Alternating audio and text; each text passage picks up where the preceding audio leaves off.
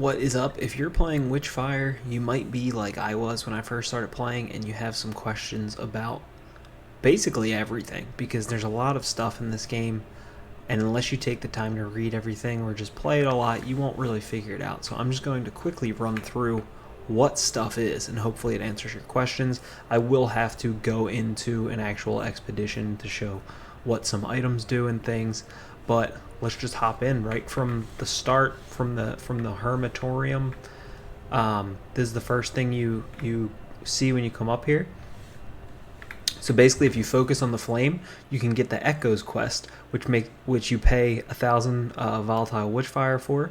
And once you have the Echoes quest, you can go into expeditions and you can earn Echoes that you pick up. And once you get 50, you can strengthen the flame. Or when you have enough masks, you can use them here to bring back one of the fallen prayers.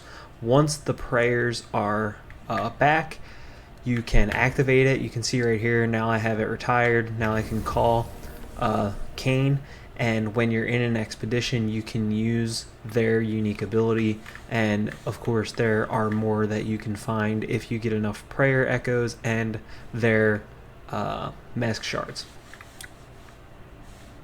Okay, next is this guy over here. This is pretty self-explanatory. You just level up when you have enough volatile Witchfire, which you can bring back from your expeditions, or you can go into your inventory and you can pop these clusters and these blocks, which there's pretty much no reason to hold on to them other than maybe if you didn't have any while you were out on an expedition and you wanted to access like a mirage or something and you wanted to have a couple to pop.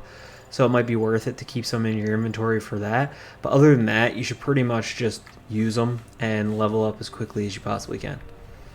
Okay, and then if we come down here, you will find the place to study Genosis. This essentially just makes the game harder. It unlocks a lot of new stuff for you, so you'll have access to different items and different areas based on which level you're at, which Genosis level, and you'll get more items, more Witchfire, all kinds of stuff like that, which changes the way the game's played.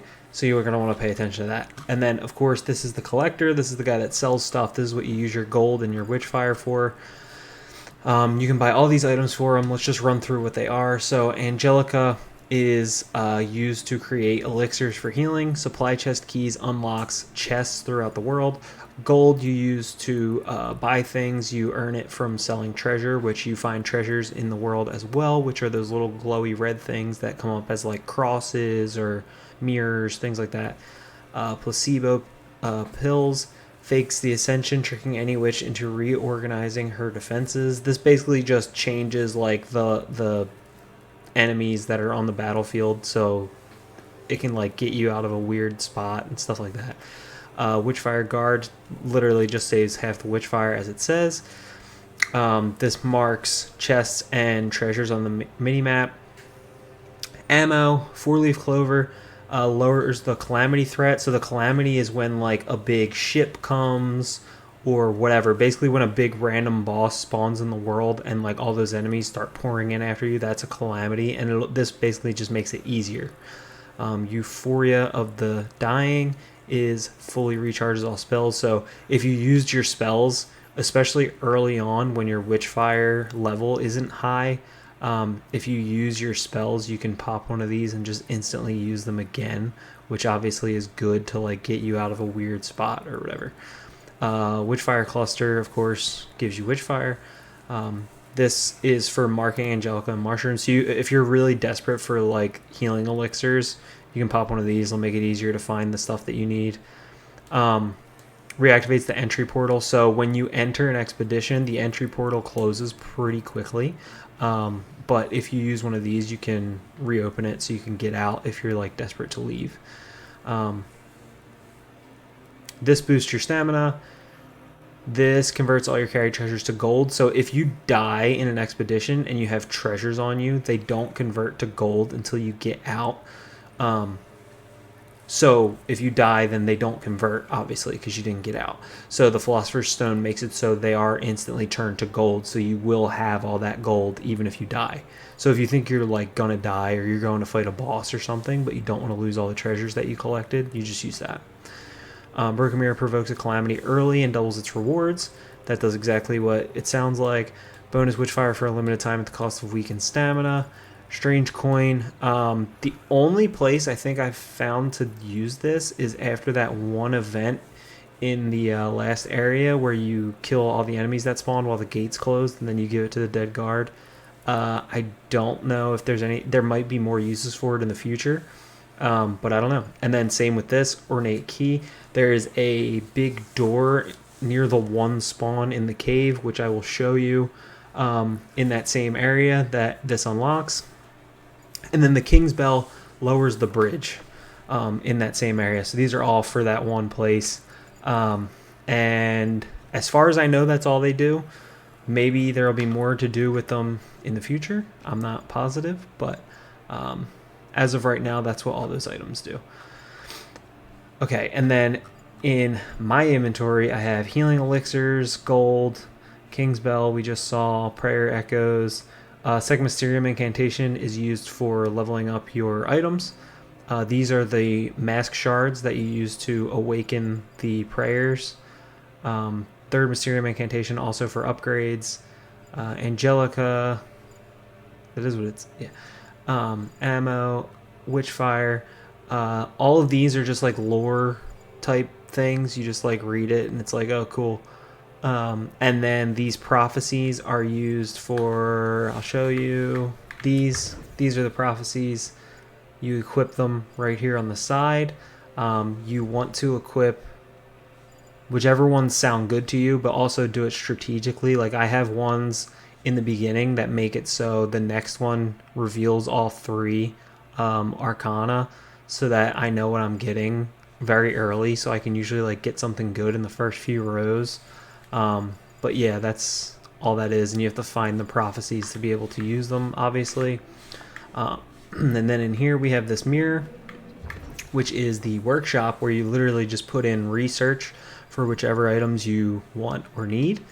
And the more you play the game, the more time you put in, it'll unlock. And then you can also use gold to make it go faster if you want. Like right here, I can hit boost for 5 gold, and instead of 9 out of 15, it'll go up and it'll finish much quicker. So if you have a ton of gold, you can blow it all. This is how you can get new weapons, new demonic weapons, new spells, new relics, fetish, ring, everything right here. And then these are same thing, equip gear. You just click your gun. You can equip whichever gun you want in each slot. Same with spells, same with relics, fetish, and ring. And then you come over to this table to upgrade everything. You just click on the item, and then you hold down click to unveil the next Mysterium for whichever item you're leveling up. So yeah, that's pretty much everything for the Hermitorium, and I will show you what some of the items do in game next. Okay, so when you're on Iron Gate Castle, if you get around this area where you see me right now, this is where I am on the map. Or if you get this spawn inside of this cave right here, this is where you use the Ornate Key at this door right here. And you open this door, and then you're led into this room, which pretty much lets you avoid like a lot of fighting. So it can definitely be useful, especially if you're trying to run to the boss or a certain area of the map or something instead of fighting through everything. So, okay, next in also the Iron Gate Castle, we're in this area on the map. You can see where I am right here. When you come in here, these gates close basically, and you fight a whole bunch of enemies. Once the enemies are dead, this is the guy that you throw the coin to, and then this gate will open, and that gives you access to this back half of the map, which eventually leads you to the boss and everything. So that's what the strange coin does. Finally, the last item is the King's Bell. When you are at Iron Gate Castle, if you come to this first bridge, of course you are able to walk around the whole map and the back side of the castle, and you can press a wheel and put the bridge down yourself. But instead, right from the start, if you spawn out here or wherever you portal in, if you come across this bridge or whatever, you can go into your inventory. You can find the King's Bell, hit use, and it will automatically lower the bridge. And now you can just walk into the castle this way. So that is what the King's Bell does. The one item that I did not remember to talk about because it only appears in your inventory when you're in an expedition is white raven's feathers. When you get white raven's feathers, you might as well just use them because you lose them at the end of your run. And basically all they do is show you the arcana that you can't see. So the ones that are blocked, so when these pop up for you to level up when you're in game, and you can only see 2 of them and the third one is hidden, you can use a white raven's feather to unlock it so you can see all 3. And you can do it for as many raven's feathers as you have. And then also it's worth collecting them if you get the one arcana that makes it so when you hold, I think, 10 raven's feathers, you do more damage. So yeah, it's worth grabbing those out of supply chests for sure.